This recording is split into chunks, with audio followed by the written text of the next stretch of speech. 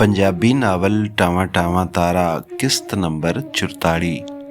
ਖਾਲਦ ਤੇ ਨੱਜੀ ਦੇ ਘਰਾਂ ਦੇ ਹਾਲਾਤ ਦਾ ਤਕਾਜ਼ਾ ਸੀ ਨੱਜੀ ਕਿਧਰੇ ਨਿਕਾਹ ਕਰ ਲੈਂਦੀ ਕਿਸੇ ਅਜਿਹੇ ਬੰਦੇ ਨਾਲ ਜਿਹੜਾ ਉਹਦੀ ਧੀ ਨੂੰ ਆਪਣੀ ਔਲਾਦ ਵਾਂਗੂ ਸਮਝਦਾ ਤੇ ਉਹ ਉਹਦੀ ਅਗਲੀ ਪਿਛਲੀ ਬਦਨਾਮੀ ਦੀ ਕਿਸੇ ਗੱਲ ਦੀ ਪਰਵਾਹ ਨਾ ਕਰਦਾ।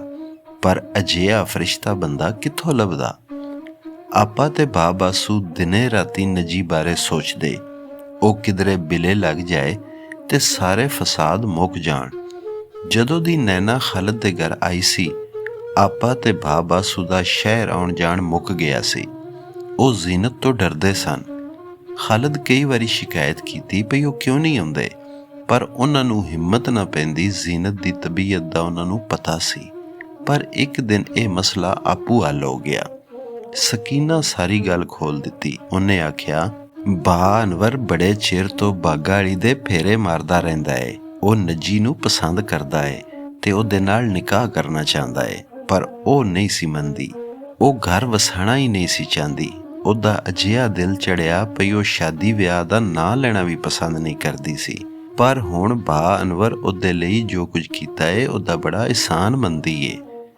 ਉਹਨੇ ਇਹ ਵੀ ਦੱਸਿਆ ਵੀ ਖਾਲਦ ਤੇ ਉਹਦੀ ਕਮੇਟੀ ਵਾਲਿਆਂ ਜਿਹੜੀ ਰਕਮ ਨੈਣਾ ਲਈ ਦਿੱਤੀ ਸੀ, ਉਨੀ ਰਕਮ ਅਨਵਰ ਨੂੰ ਆਪਣੇ ਕੋਲੋਂ ਖਰਚਣੀ ਪਈ, ਪਰ ਉਹਨੇ ਕਿਸੇ ਨੂੰ ਦੱਸਿਆ ਨਹੀਂ। ਇਸ ਗੱਲ ਦਾ ਉਹਨੂੰ ਸ਼ਾਦੋ ਕੋਲੋਂ ਪਤਾ ਲੱਗਾ ਸੀ, ਜਿਹਨੇ ਅਖੀਰ ਵੇਲੇ ਕੋਈ ਚੱਕਰ ਚਲਾ ਕੇ ਅਨਵਰ ਕੋਲੋਂ ਜ਼ਿਆਦਾ ਰਕਮ ਦਾ ਮੁਤਾਲਬਾ ਕੀਤਾ ਤੇ ਉਹਨੇ ਪੂਰਾ ਕਰ ਦਿੱਤਾ। ਆਪਾ ਤੇ ਬਾਸੂ ਨੂੰ ਪਹਿਲਾਂ ਤੇ ਇਹ ਗੱਲ ਪਸੰਦ ਨਾ ਆਈ, ਪਰ ਜਦੋਂ ਉਹਨਾਂ ਸੋਚ ਵਿਚਾਰ ਕੀਤੀ ਇਸ ਨਤੀਜੇ ਤੇ ਪਹੁੰਚੇ ਪਈ ਜੇ ਅਨਵਰ ਇਹਦੇ ਵਿੱਚ ਖੁਸ਼ ਏ ਤੇ ਐਸੇ ਪਰੋਂ ਹੁਣ ਤੀ ਕਿਧਰੇ ਵਿਆਹ ਲਈ ਰਾਜ਼ੀ ਨਹੀਂ ਹੋਇਆ ਤੇ ਉਹਨਾਂ ਨੂੰ ਰੁਕਾਵਟ ਨਹੀਂ ਪਾਣੀ ਚਾਹੀਦੀ। ਉਹਨਾਂ ਖਾਲਦ ਨੂੰ ਪਿੰਡ ਸੱਦਿਆ ਤੇ ਸਕੀਨਾ ਕੋਲੋਂ ਸੁਣੀ ਸਾਰੀ ਗੱਲ ਦੱਸੀ। ਉਸ ਆਖਿਆ, ਬੜਾ ਬੇਵਕੂਫ ਏ, ਉਹਨੂੰ ਚਾਹੀਦਾ ਸੀ ਉਹ ਪਹਿਲਾਂ ਹੀ ਦੱਸ ਦਿੰਦਾ, ਨੱਜੀ ਨੂੰ ਅਸੀਂ ਸਾਰੇ ਮਨਾ ਲੈਂਦੇ। ਇਹ ਤੇ ਉਹਦੀ ਖੁਸ਼ਕਿਸਮਤੀ ਏ ਪਈ ਅਨਵਰ ਜਿਹਾ ਬੰਦਾ ਉਹਨੂੰ ਪਸੰਦ ਕਰਦਾ ਏ, ਉਹਨੂੰ ਹੋਰ ਕੀ ਚਾਹੀਦਾ ਏ। ਤੂੰ ਆਪੂ ਉਹਨਾਂ ਦੋਵਾਂ ਨਾਲ ਗੱਲ ਕਰ। ਆਪਾ ਆਖਿਆ, ਤੇਰੀ ਗੱਲ ਮੰਨ ਲੈਣਗੇ। ਖਾਲਦ ਵੱਡੇ ਪਿੰਡ ਆਇਆ, ਚਾਚੇ ਚਾਚੀ ਨਾਲ ਗੱਲ ਕੀਤੀ। ਉਹਨਾਂ ਨੂੰ ਵੀ ਪਸੰਦ ਨਾ ਆਈ, ਪਰ ਉਹਨਾਂ ਆਖਿਆ, ਜੇ ਤੁਹਾਡੀ ਸਾਰਿਆਂ ਦੀ ਇਸੇ ਤਰ੍ਹਾਂ ਮਰਜ਼ੀ ਹੋਵੇ ਤੇ ਅਸੀਂ ਮਨਾ ਨਹੀਂ ਕਰਦੇ। ਅਨੂ ਸ਼ਹਿਰ ਹੀ ਸੀ। ਉਹਨੇ ਪਿੰਡੋਂ ਆ ਕੇ ਉਹਦੇ ਨਾਲ ਗੱਲ ਕੀਤੀ ਤੇ ਆਖਿਆ, ਯਾਰ ਇਹਦੇ ਵਿੱਚ ਲੁਕਾਉਣ ਵਾਲੀ ਕਿਹੜੀ ਗੱਲ ਸੀ, ਤੂੰ ਪਹਿਲਾਂ ਹੀ ਦੱਸ ਦਿੰਦਾ। ਅਨਵਰ ਆਖਿਆ, ਮੈਂ ਚਾਹੁੰਦਾ ਸਾਂ ਤੇਰੀ ਸਿਫਾਰਿਸ਼ ਦੀ ਲੋੜ ਨਾ ਪਵੇ, ਉਹ ਆਪੂ ਰਾਜ਼ੀ ਹੋ ਜਾਵੇ, ਪਰ ਲੱਗਦਾ ਏ ਉਹਦੇ ਦਿਲ ਵਿੱਚ ਅਜੇ ਵੀ ਤੇਰਾ ਖਿਆਲ ਹੀ ਵਸਦਾ ਏ। ਨਹੀਂ, ਖਾਲਦ ਆਖਿਆ, ਉਹ ਉਹਦੇ ਬਾਲਪਣੇ ਦੀ ਸੋਚ ਸੀ ਜਿਹਦੀ ਸਜ਼ਾ ਉਹ ਭੁਗਤ ਚੁੱਕੀ ਏ। ਹੁਣ ਉਹ ਸਿਆਣੀ ਤੇ ਪੁਖਤਾ ਉਮਰ ਦੀ ਜ਼ਨਾਨੀ ਏ, ਕੋਈ ਬੇਵਕੂਫੀ ਦੀ ਗੱਲ ਨਹੀਂ ਸੋਚ ਸਕਦੀ। ਸਗੋਂ ਜਾਪਦਾ ਏ ਉਹਦਾ ਵਿਆਹ ਸ਼ਾਦੀ ਤੋਂ ਦਿਲ ਚੜ ਗਿਆ ਏ। ਅਸਾਂ ਰਲ ਕੇ ਉਹਦੇ ਨਾਲ ਜਿਹੜੀ ਨੇਕੀ ਕੀਤੀ ਏ ਉਹਨੂੰ ਸਿਰੇ ਚਾੜਨਾ ਚਾਹੀਦਾ ਏ। ਉਹ ਹੁਣ ਵੀ ਲੱਖਾਂ ਵਿੱਚੋਂ ਇੱਕ ਏ। ਤੇਰਾ ਘਰ ਵਸ ਜਾਏਗਾ ਤੇ ਮੇਰਾ ਉਜੜਨ ਤੋਂ ਬਚ ਜਾਏਗਾ। ਠੀਕ ਏ, ਅਨਵਰ ਆਖਿਆ, ਜੇ ਉਹ ਮੰਨ ਜਾਵੇ ਤੇ ਮੈਂ ਉਹਦੀ ਹਰ ਸ਼ਰਤ ਪੂਰੀ ਕਰਨ ਨੂੰ ਤਿਆਰ ਹਾਂ। ਸ਼ਰਤ ਕੀ? ਸਕੀਨਾ ਦੱਸਿਆ ਸੀ। ਅਨਵਰ ਆਖਿਆ, ਉਹ ਕੁੜੀ ਨੂੰ ਵੱਖਰਿਆਂ ਹੋਸਟਲ ਵਿੱਚ ਹੀ ਰੱਖਣਾ ਚਾਹੁੰਦੀ ਏ। ਨਿਕਾਹ ਵੀ ਸਾਦਗੀ ਨਾਲ ਹੋਵੇਗਾ, ਚੁੱਪ ਚੁਪੀਤਾ, ਤੇ ਮੈਂ ਉਹਨੂੰ ਸ਼ਹਿਰ ਵਿੱਚ ਹੀ ਰੱਖਾਂਗਾ। ਮਾਲੂਮ ਹੁੰਦਾ ਏ, ਖਾਲਦ ਆਖਿਆ, ਬਹੁਤਾ ਪੈਂਡਾ ਤੂੰ ਅੱਗੇ ਹੀ ਨਿਬੇੜ ਲਿਆ ਹੋਇਆ ਏ। ਆਹੋ, ਅਨਵਰ ਆਖਿਆ, ਮੈਂ ਤੇ ਕਈ ਫੇਰੇ ਮਾਰੇ ਬਾਗਾਂ ਵਾਲੀ ਦੇ, ਪਰ ਉਹ ਕਿਸੇ ਗੱਲ ਦੀ ਨਾ ਹੁੰਦੀ, ਅੱਗੋਂ ਇਨਕਾਰ। ਤੂੰ ਉਹਨੂੰ ਪਹਿਲੀ ਵਾਰੀ ਕਦੋਂ ਤੇ ਕਿੱਥੇ ਵੇਖਿਆ ਸੀ? ਖਾਲਦ ਪੁੱਛਿਆ। ਇਹ ਮੈਂ ਨਹੀਂ ਦੱਸ ਸਕਦਾ। ਕਿਉਂ ਜੇ ਤੂੰ ਵਕੀਲ ਏ? ਮੇਰੀ ਵਕਾਲਤ ਦਾ ਇਸ ਗੱਲ ਨਾਲ ਕੀ ਤਾਲੁਕ? ਇੱਕ ਗੱਲ ਦੱਸਾਂਗਾ ਤੇ ਦੂਜੀ ਪੁੱਛੇਗਾ, ਦੂਜੀ ਦੱਸਾਂਗਾ ਤੇ ਤੀਜੀ। ਮੈਂ ਤੇਰੀ ਜਿਰਾ ਤੋਂ ਡਰਦਾ। ਖਾਲਦ ਸੋਚ ਵਿੱਚ ਪੈ ਗਿਆ।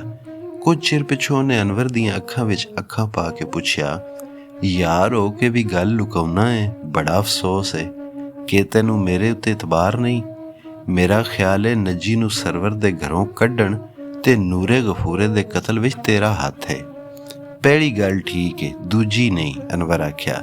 ਨੱਜੀ ਨੂੰ ਸਰਵਰ ਦੇ ਘਰੋਂ ਕਢਾਉਣ ਲਈ ਮੈਂ ਬੰਦਾ ਘੱਲਿਆ ਸੀ, ਪਰ ਉਹਦਾ ਇਰਾਦਾ ਕੋਈ ਕਤਲ ਕਰਨ ਦਾ ਨਹੀਂ ਸੀ, ਨਾ ਉਹਨੇ ਕੀਤਾ।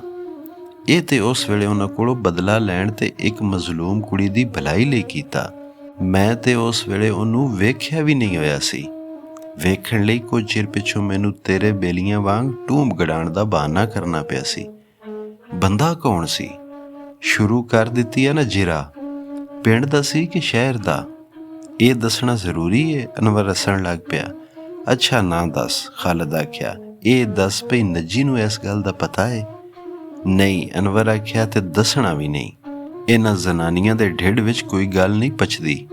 ਬੇਵਕੂਫਾ, ਖਾਲਿਦ ਆਖਿਆ, ਤੂੰ ਉਸ ਨੂੰ ਪਹਿਲਾਂ ਹੀ ਦੱਸ ਦਿੰਦਾ ਤੇ ਹੁਣ ਤੇਰੇ ਘਰ ਵਿੱਚ 2-3 ਬਾਲ ਖੇਡਦੇ ਹੁੰਦੇ। ਮੈਂ ਸੋਚਿਆ ਨੇਕੀ ਕਰਕੇ ਦਰਿਆ ਵਿੱਚ ਰੋੜ ਦੇਣੀ ਚਾਹੀਦੀ ਏ, ਉਹਦਾ ਮੁੱਲ ਨਹੀਂ ਵਟਣਾ ਚਾਹੀਦਾ। ਤੂੰ ਵੀ ਕੌਲ ਦੇ ਪਈ ਉਹਨੂੰ ਕਦੀ ਨਹੀਂ ਦੱਸੇਗਾ। ਮੈਨੂੰ ਦੱਸਣ ਦੀ ਕੀ ਲੋੜ ਏ? ਖਾਲਿਦ ਆਖਿਆ, ਤੂੰ ਆਪੂ ਦੱਸੇਗਾ ਜਦੋਂ ਤੇਰੇ ਘਰ ਆ ਜਾਵੇਗੀ। ਵੇਖੀ ਜਾਏਗੀ। ਤੂੰ ਤੇ ਸੱਚਾ ਆਸ਼ਿਕ ਨਿਕਲਿਆ। ਹੋਰ ਕੇ? ਅਨਵਰ ਆਖਿਆ, ਤੇਰੇ ਵਾਂਗ ਨਹੀਂ। ਉਹ ਵਿਚਾਰੀ ਮਲਕਾਂ ਦੀ ਕੁੜੀ ਲਾਹੌਰ ਵਿੱਚ ਉਡੀਕਦੀ ਰਹੀ ਤੇ ਤੂੰ ਇੱਥੇ 3 ਬਾਲਾਂ ਦਾ ਅੱਬਾ ਵੀ ਬਣ ਗਿਆ। ਮੇਰੀ ਗੱਲ ਛੱਡ, ਤੂੰ ਦੱਸ। ਖਾਲਿਦ ਆਖਿਆ, ਗੱਲ ਅੱਗੇ ਟੋਰੀਏ।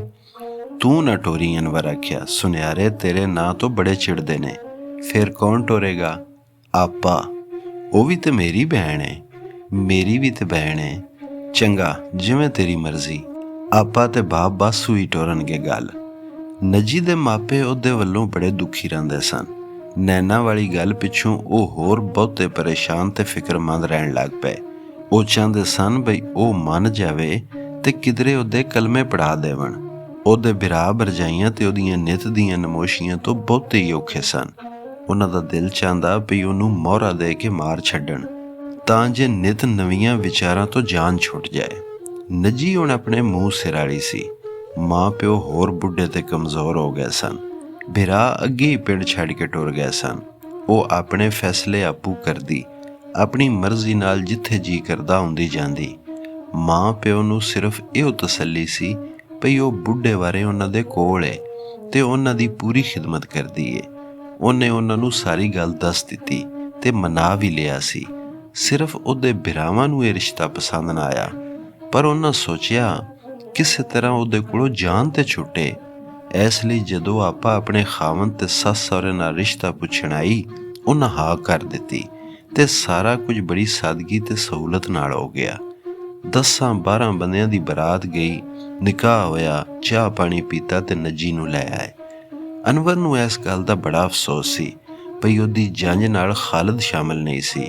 ਹੋਰ ਸ਼ਰਤਾਂ ਦੇ ਨਾਲ ਨਾਲ ਨੱਜੀ ਦੀ ਇਹ ਵੀ ਸ਼ਰਤ ਸੀ, ਪਰ ਖਾਲਿਦ ਬੁਰਾ ਨਾ ਮਨਾਇਆ। ਅਨਵਰ ਆਖਿਆ, ਸ਼ੁਕਰ ਕਰ ਨੱਜੀ ਨੇ ਤੇਰੇ ਕੋਲੋਂ ਘੁੰਡ ਕੱਢਣ ਜਾਂ ਤੇਰੇ ਘਰ ਵਿੱਚ ਆਉਣ ਜਾਣ ਦੀ ਪਾਬੰਦੀ ਦੀ ਸ਼ਰਤ ਨਹੀਂ ਲਾਈ। ਮੈਂ ਉਹ ਵੀ ਮੰਨ ਲੈਣੀ ਸੀ। ਬੜਾ ਸੱਚਾ ਤੇ ਅਸਲੀ ਆਸ਼ਿਕ ਹਾਂ। 1-2 ਰਾਤਾਂ ਪਿੰਡ ਰਹਿ ਕੇ ਅਨਵਰ ਨੱਜੀ ਨਾਲ ਸ਼ਹਿਰ ਵਾਲੇ ਮਕਾਨ ਵਿੱਚ ਆ ਗਿਆ ਤੇ ਇੱਕ ਨਵੀਂ ਜ਼ਿੰਦਗੀ ਸ਼ੁਰੂ ਕਰ ਦਿੱਤੀ। ਇਸ ਨਵੀਂ ਸੂਰਤ ਹਾਲ ਲਈ ਨੈਣਾ ਖੋਰੇ ਜ਼ਿਹਨੀ ਤੌਰ ਉੱਤੇ ਤਿਆਰ ਨਹੀਂ ਸੀ। ਉਹ ਬਹੁ ਰੋਈ, ਖਾਣਾ ਪੀਣਾ ਛੱਡ ਦਿੱਤਾ, ਸਗੋਂ ਘਰ ਆਉਣ ਵੀ ਛੱਡ ਦਿੱਤਾ। ਉਹ ਸਾਰੇ ਆਪੂ ਹੋਸਟਲ ਜਾ ਜਾ ਕੇ ਉਹਨੂੰ ਮਿਲਦੇ ਤੇ ਮਨਾਉਣ ਦੀ ਕੋਸ਼ਿਸ਼ ਕਰਦੇ। ਅਨਵਰ ਉਹਨੂੰ ਆਪਣੇ ਘਰ ਲੈ ਜਾਣਾ ਚਾਹੁੰਦਾ, ਪਰ ਉਹ ਰਾਜ਼ੀ ਨਾ ਹੋਈ। ਉਹ ਖਾਲਿਦ ਨੂੰ ਆਖਦੀ, ਮੈਂ ਤੁਹਾਡੀ ਧੀ ਹਾਂ, ਤੁਹਾਡੇ ਘਰ ਹੀ ਆਵਾਂ ਜਾਵਾਂਗੀ, ਭਾਵੇਂ ਆਂਟੀ ਜ਼ੀਨਤ ਮੇਰੇ ਨਾਲ ਜਿਵੇਂ ਦਾ ਸਲੂਕ ਵੀ ਕਰਦੇ ਰਹਿਣ। ਆਪਾਂ ਸਾਰਿਆਂ ਨੂੰ ਤਸੱਲੀ ਦਿੱਤੀ ਤੇ ਆਖਿਆ, ਹੌਲੀ ਹੌਲੀ ਸਭ ਕੁਝ ਠੀਕ ਹੋ ਜਾਵੇਗਾ, ਕੁਝ ਵੇਲਾ ਲੰਘਣ ਦਿਓ।